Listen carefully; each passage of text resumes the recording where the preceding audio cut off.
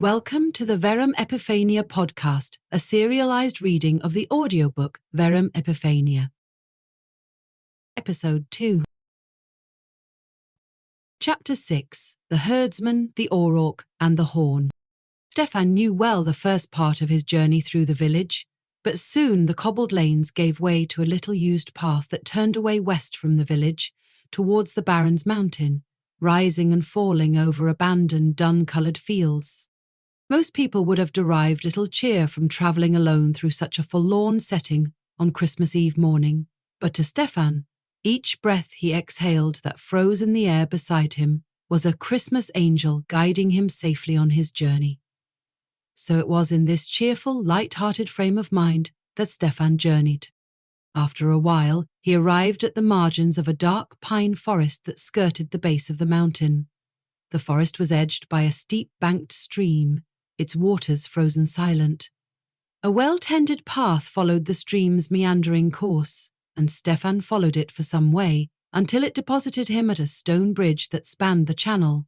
A sign nailed to the bridge with the Baron's strange symbol read, "Keep out!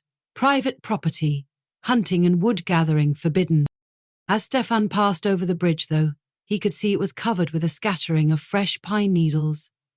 When he reached the far side of the bridge and passed into the forest, he saw the source of the needles. In defiance of the sign, a tree near the bridge had recently been felled and carried off, and perched on its stump, Stefan noticed, with pleasant surprise, was a great snowy owl. He had heard these denizens of the northern wilderness had been spotted around the village recently, driven south from their Arctic homes by the unusually cold weather. Stefan had only seen snowy owls in pictures before, so he paused for a moment to admire the magnificent creature. The ghostly bird in turn regarded Stefan magisterially and inquired, "Who?" To which Stefan happily replied, "Father Christmas." Seemingly satisfied, the owl closed its eyes and appeared to sleep. Indeed, as Stefan passed into the stillness of the dark woods, it seemed as if the entire forest had fallen into a deep, dreaming sleep. The only sound was his creaking wagon as it rolled along a path lit dimly by weak winter sunlight filtered through the closely crowded pines. Again, many people would have thought only of the dangers that might lurk in the impenetrable gloom, but to Father Christmas, as you remember, Stefan fancied himself, the woods were a great Christmas tree forest, a proper backdrop for him to travel through on his way to deliver gifts.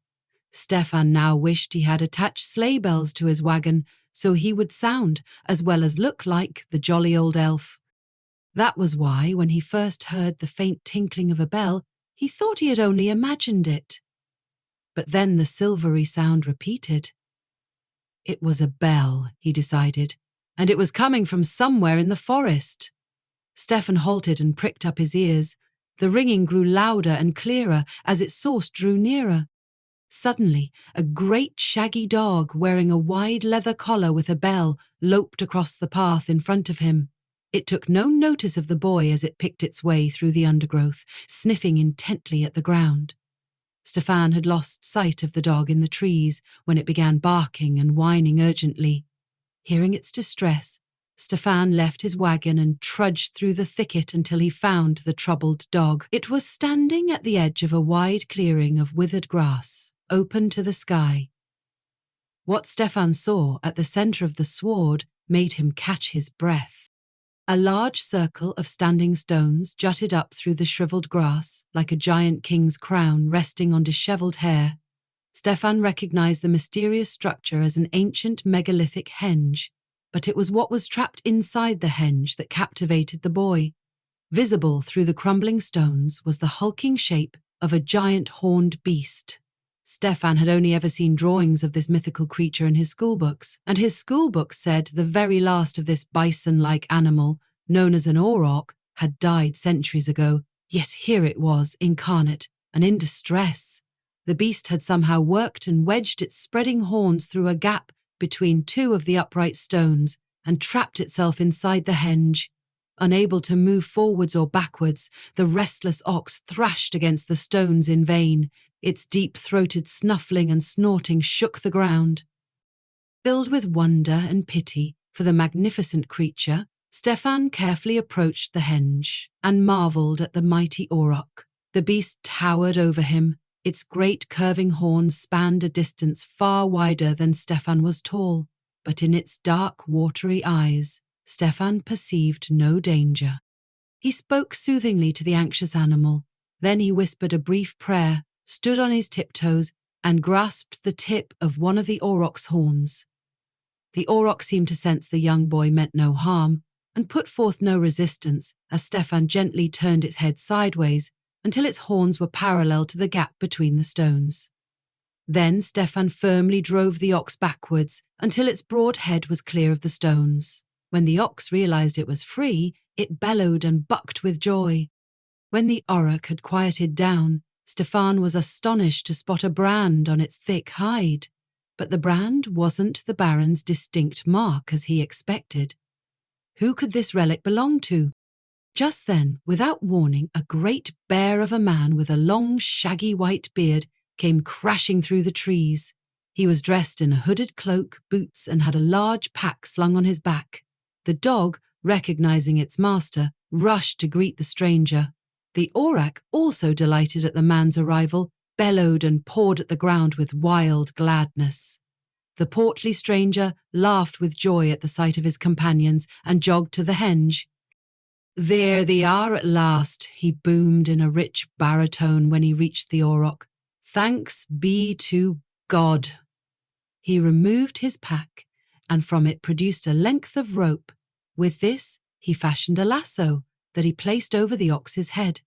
Then the jolly fellow led the auroch out of the henge as Stefan gaped in wonder at the living fossil. "Good morrow, mine friend," the man said, addressing Stefan for the first time. "I saw thou free mine charge from his self-made pillory while I was picking a path through the trees. That was a most hardy and kind thing to try. Thanks be to thee, and to God." Stefan wondered at the man's eccentric manner of speaking, but decided that, like him, the jovial stranger, who, by the way, looked a sight more like Father Christmas than he did, was simply play-acting, putting on a show in the spirit of the day. "You are most welcome," Stefan returned with a smile. "And a good morning to you, and a Merry Christmas." The man seemed puzzled for a moment. Then his broad face brightened and he said, "A Merry Christ's Mass to you as well." The boy was eager to learn if the beast was what it seemed. "Is that what I think it is?" Stefan asked as he admired the magnificent ox. "Is it an auroch?" "That it is, mine friend. A noble creature, wouldn't thou agree?" "I do agree," replied Stefan, "but I thought they had disappeared long ago." "Disappeared?" The man considered this and stroked his beard. "It might be they are a rare sight in the wilderness these days. But this rover belongs to mine master's herd. He escaped from his common several days ago. I am a herdsman and have travelled far in search of him." The man playfully cuffed the auroch's proud head, and it nuzzled him in return, nearly knocking him off his feet. "Speaking of rare sights in the wilderness," the herdsman said and looked curiously at the boy, "what is thy purpose in the forest?" The herdsman listened attentively as Stefan recounted the details of his errand. "What good fortune it is for thou to be bound for the castle on the eve of Christ's Mass," the man cried. "The castle is one of my master's meetest customers. The king is very strong in his religious observances, and there will be much merrymaking and festivity there for Christ's Mass. One of the king's servants recently purchased an auroch from my liege for the castle's feast." "The king?" Now it was Stefan's turn to be puzzled. Like the auroch, there hadn't been a king in these lands for centuries. The Baron's forebears had lived in their ancestral castle for as long as anyone could remember. But once more the boy decided to put the remark down to spirited jest. "Yes, and a fair and just king by all accounts," the herdsman continued. "But a man you won't want to keep waiting. Now, we should both be off, but first—" Now the herdsman frowned as he surveyed the forest around him. "I wonder if I could impose on you for another good turn? The forest hither looks strange to me." The herdsman then asked Stefan for directions to a town the boy had never heard of. Stefan explained he did know of another town nearby with a similar-sounding name, but wasn't sure it was the same place. When, after they had each described the town they were thinking of and still weren't sure it was the same place, Stefan offered to draw the herdsman a map. The boy bounded back to his wagon and returned with the broadside the lithographer had given him. An old campfire was near at hand, and from it Stefan fetched a piece of charcoal. With it he drew a map on the back of the broadside. The map included the town in question, Stefan's own village, the mountain, the path to the castle, the henge and other nearby landmarks. Upon seeing the completed map, the herdsman happily decided they were indeed thinking of the same town. Delighted to see his map was helpful, Stefan gave it to the herdsman to take with him. Filled with gratitude, the herdsman unfastened an ornately crafted horn from his leather belt and presented it to Stefan. "This hunting horn is made from the horn of an auroch. Please accept it in return for thy kindness. Thou hast been an unexpected and most welcome help to me today. May this horn bring thou help when it is least expected." Stefan thanked the herdsman profusely for his generous gift and proudly tucked the horn beneath his coat's belt. "Now, I must away, if I'm to arrive home for Christ's Mass with mine kith and kin," said the herdsman. "Fare thee well, my good lad, and go with God." After a spirited exchange of sincere holiday tidings, the herdsman, with his faithful dog at his side, led the auroch back into the forest. Stefan watched until they vanished behind the trees, then returned to his own path. The excitement of this strange encounter and the herdsman's talk of the castle's merrymaking at Christmas, that included feasting on auroch, propelled Stefan along faster than ever, even as the forest trail began to rise up steeply before him. Chapter 7. The Knight, His Cloak and the Panache. Before long, the forest floor was covered here and there with old snow from a storm that had not touched the village. The snow reminded Stefan of his mother's Christmas wish, and now he wished she could be here with him to see it. He was glad he at least had the sugar-powdered Christmas stollen for her. At the same time, Stefan regretted giving away one of his father's gifts to the herdsman, but knew his father would understand. And besides, he still had the baklava for his father.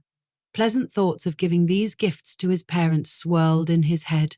They made his task, something that many would consider sheer drudgery, a pleasant burden for him.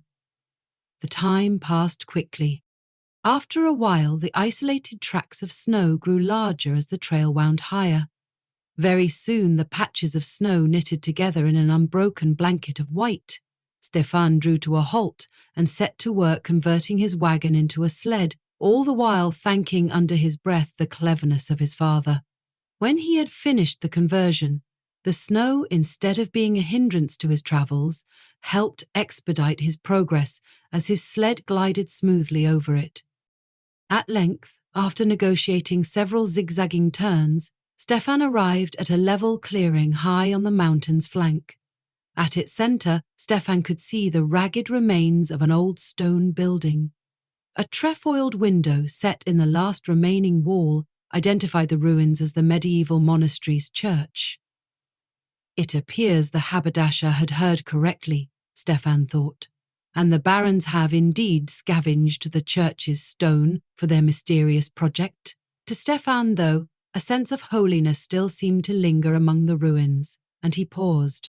He was imagining the Christmas services that must have taken place on this spot centuries ago, when the air was suddenly rent by the ringing clash of metal. The clattering, now joined by harsh shouts, was coming from the woods behind the ruins. Stefan looked for the source of the clamour, and when he found it, the spectacle made him feel as if he was in a waking dream.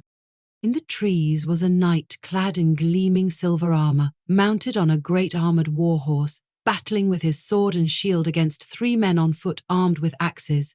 One of the knight's foes had seized his white cloak and was about to unhorse him. Alarmed and not having time to think of anything better to say, Stefan shouted in a commanding voice, "Stop that! It's Christmas!" When this fell on deaf ears, Stefan reached for the only weapon at hand, the snow. He packed a snowball, prayed for his aim to be true, and threw it hard at the 3 men. It smote one of them squarely in the back. This created enough of a diversion for the knight to regain his balance and the advantage. Now on the defense and facing a mysterious newcomer, the knight's foes fled into the forest. The victorious knight stowed his cloven shield, sheathed his gleaming sword, and raised his plumed helm to reveal a young and kind face to Stefan. "Hail, and well met, mine hardy friend," he called out in a fair voice. "Thou aim is as true as thy heart.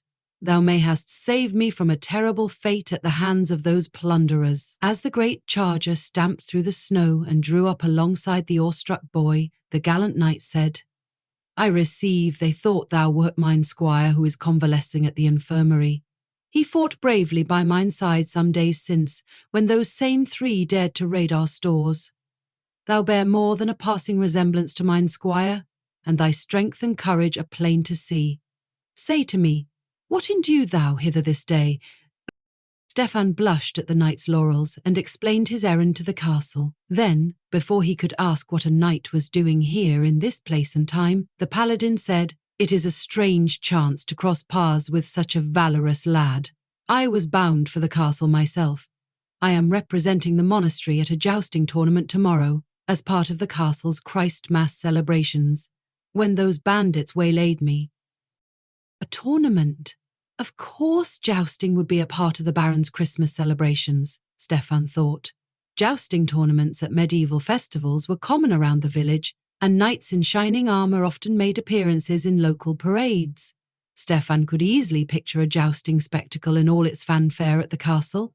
It made perfect sense given everything else he had heard about the barons. Still, he wondered about the armed bandits. Had the pitched battle been a dress rehearsal, mere play acting for the next day? He was on the verge of asking about the fighting when something worrying caught his eye. A tear in the knight's heavy cloak. "I can see, sir," Stefan said with great concern, "that your cloak has a tear beneath the collar's fur. It might become dangerous if it's not darned before the tournament." The knight turned his cloak to examine the tear and then looked at Stefan with astonishment. "I'll be blessed," he said with a hint of wonder in his voice.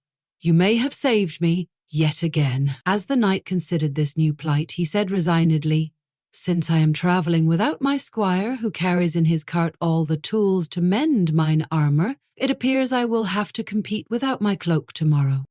Stefan thought this would be a terrible shame, especially now that he had seen the knight's magnificent coat of arms embroidered on the back of the cloak, a shield, inside which was a lamb with one of its forelegs cocked around a pennant bearing a red cross. "I can mend the tear," Stefan volunteered, "at least well enough to keep it from growing." And then Stefan produced from his sled the sewing kit the haberdasher had given him. "My mother taught me how to sew." "I am without a doubt," the knight said with unmistakable earnestness, "truly blessed to have such a brave and talented young squire cross my path." Then the knight unfastened his cloak with gauntleted hands and handed Stefan the heavy garment. The boy took it and got industriously to work. In just a few moments he had neatly closed the tear and returned the cloak. He waited for the knight to refasten it around his shoulders and then also handed him the sewing kit.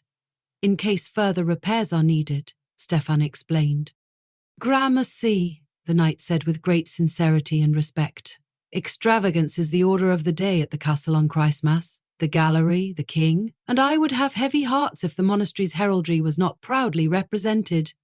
There it was again, Stefan thought, the mention of a king. How strange. But before Stefan could ask any questions, the knight continued, "But I dare say no one at the tournament will miss these." And with that, the knight plucked one blue, one purple, and one scarlet feather from his horse's panache and fastened them into Stefan's stocking cap.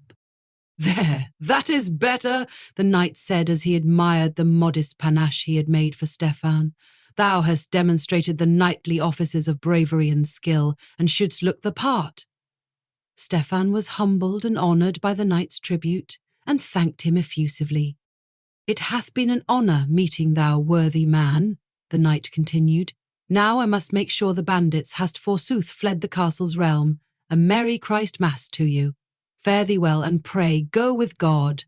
With that, the knight clashed his sword against his shield, his charger reared up and whinnied loudly, and they sped back through the snow past the ruins. "Merry Christmas!" Stefan called out after them, and watched until he lost sight of them in the trees. This strange encounter and talk of the castle's merrymaking at Christmas that included a jousting tournament made Stefan more excited than ever to arrive at his destination. Once again, he felt a twinge of guilt at giving away a gift meant for his parents, this time his mother's, but he knew his mother would understand.